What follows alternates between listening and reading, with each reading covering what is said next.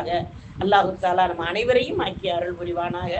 நம் சந்ததிகளையும் அந்த வரிசையில் அல்லாஹ் வரவேற்பானாக. அடுத்தது ரெண்டாவதாக சொல்றாங்க, நான் அல்லாஹ்வின் அடிமை, நான் அல்லாஹ்வோட அடிமை. அவன் அல்லாஹ் என்ன சொல்றான், அடிமைன்னு சொல்றான். ஆனா ஒரு இடத்துல கூட நம்ம அடிமைன்னு உள்ள அத்துன்னு கூப்பிடுறான், அதை கூட அழகா சொல்றான். அப்ப நம்மளுக்கு வந்து அடிமை, அவன் என்னுடன் இருக்கிறான் என்ற வார்த்தை நம்ம நாவிலிருந்து வராம, இப்ப நம்ம தகுசனி இன்னல்லாக மானா, இந்த வார்த்தை இந்த நாவல இருந்து வந்த பிரயோஜனம் இருக்கா? நம்ம ஈமான்ல இருந்து வரணுங்கிறாங்க, கல்வில இருந்து வரணும் கூட சொல்லல. ஈமான்ல இருந்து தகுசனி இன்னல்லாக மானா, என்னோட என் ரப்பு இருக்கும்போது எனக்கு என்ன கவலை? என் ரப்பு எல்லா நேரமும் என்னைய பாதுகாத்துக்கிட்டு இருக்கானே அப்படின்னு நம்ம நினைச்சிட்டா ரப்புல் ஆலமீன் மன நிறைவான வாழ்க்கையை நம்மளுக்கு வாரி வழங்குறானா.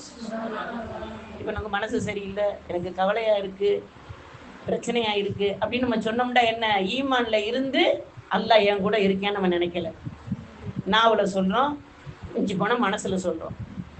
ஈமான்ல இருந்து அந்த வார்த்தை வரணும்னு ஹசாலி ரஹ்மத்துல்லாஹி அலைஹி சொல்றாங்கண்டா அவங்களுடைய வாழ்க்கை எப்படி இருந்திருக்கும். ஒரு பெரியார்கள் நம்ம இந்த வார்த்தையை சொல்றாங்கன்னா அந்த பெரியாருடைய வாழ்வோட நம்ம வாழ்வை இணைச்சு பார்ப்போமே, அப்ப எப்படி இருக்கும்? இந்த நேரத்துக்கு மட்டும் உணர்வாக பேசிட்டு, இந்த நேரத்துக்கு மட்டும் உணர்வாக கேட்டுட்டு போயிட்டு மறக்கக்கூடிய விஷயங்கள் இது இல்லையே. அப்ப நம்ம இன்ஷா அல்லாஹ் ஒவ்வொருவர்களும் மனதில் ஆழ பதிய வைப்போம். மன நிறைவான வாழ்க்கை நம்மளுக்கு வேணும்டா, ஏ ரப்பு என் கூட இருக்கான், ஏ ரப்பு என்னை விட்டு எங்கேயும் போகல, நான் அவனை விட்டு போகாம சைத்தானுடைய பாதையில நடக்காம இருப்பதற்கு நீ வழிவகுத்துக்கூடிய அல்லான்னு ஒரு வாக்கிக்கணும்.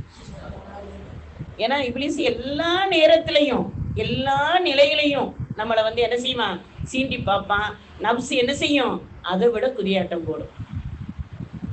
அப்ப அந்த குதிய நப்சுக்கும் இப்லீஸுக்கும் உள்ள இடைவெளியை நம்ம என்ன செய்யணும், தூரமாக்குனா அல்லாஹ்வுடைய நாட்டு பிரகாரம் நப்சு அம்மாராவை கட்டுப்படுத்தலாம் இன்ஷா அல்லாஹ். அப்ப நம்ம அல்ஹம்துலில்லாஹ் இந்த அடிப்படையில நம்ம என்ன செய்யணும், இன்ஷா அல்லாஹ் ஈமான்ல இருந்து என் ரப்பு என் கூட இருக்கான், நான் அல்லாஹ்வுடைய அடிமை, நான் யாருக்கும் தலை வணங்க மாட்டேன், என் ரப்புக்கு மட்டும்தான் தலை வணங்குவேன். எல்லார்ட்டையும் அல்லாஹ் காட்டிய வழியில நான் வாழுவேன், எல்லார்ட்டையும் அல்லாஹ் எப்படி பழக சொன்னானோ அப்படி பழகுவேன். அப்படிப்பட்ட வாய்ப்பு உள்ளவளாக நான் இருந்தேன்டா மன நிம்மதியும் அல்ஹம்துலில்லாஹ் மன நிறைவான வாழ்க்கையும் அல்லாஹு தஆலா நமக்கு தருவான்னு கசாலி இமாம் ரெண்டாவது விஷயமாக சொல்றாரு. இன்ஷா அல்லாஹ் இந்த ரெண்டு விஷயமே நம்ம வாழ்க்கையில வந்துட்டா